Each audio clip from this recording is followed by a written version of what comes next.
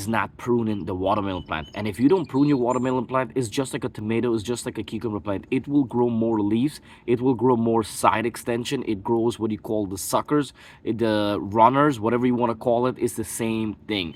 And if the only big difference, if you let a watermelon plant fully grow without pruning it, you will grow so much leaf, it will take over your garden beyond what people are telling you watermelon plant does. Watermelon plant will grow more leaves. If you're ever wondering why your watermelon taking forever growing, why is it rotting, why is it's white inside, why is it's not sweet enough, or why my plant is not just producing enough.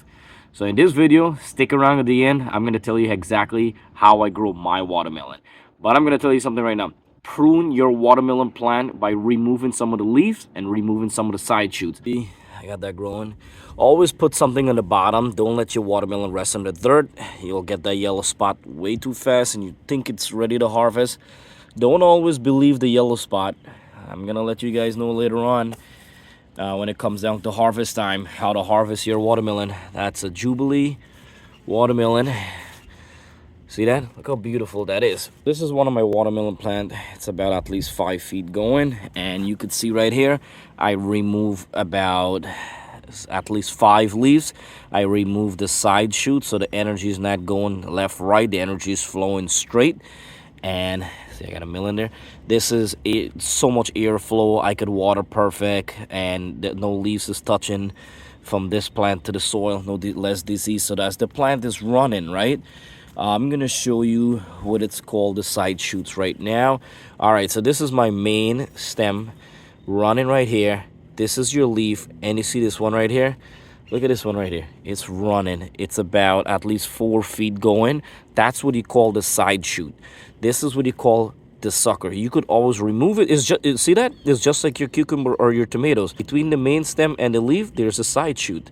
Now, these side shoots is the same thing. They'll produce leaves. Look how much leaves they produce, and sometimes they produce 1 million or sometimes none on a side shoot.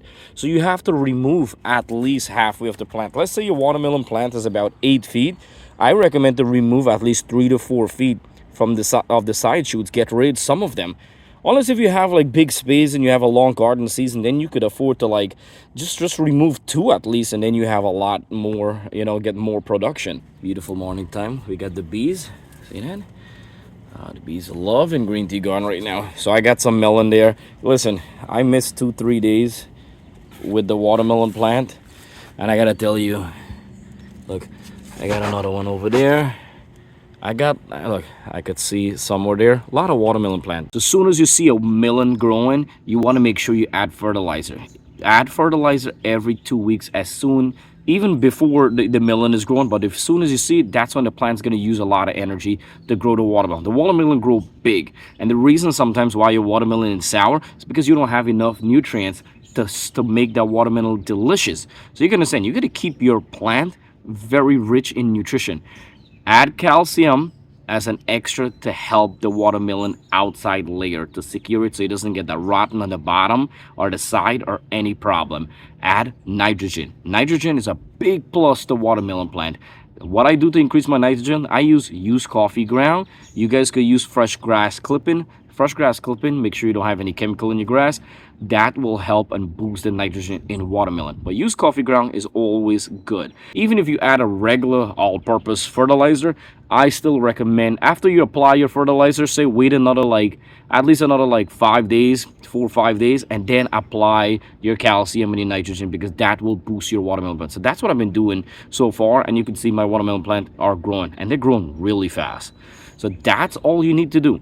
Pruning, fertilizer, calcium, nitrogen, and water on time. Stick to a water schedule. Water early in the morning, or if you have a lot of bees and you do not want to water early in the morning, come in the evening. Do not water during the day when the sun is really hot, because you could burn your leaf and you could cause a lot of problem with the plant. So And then you're gonna say the sun is so hot it dries up most of the water before the plant even get it.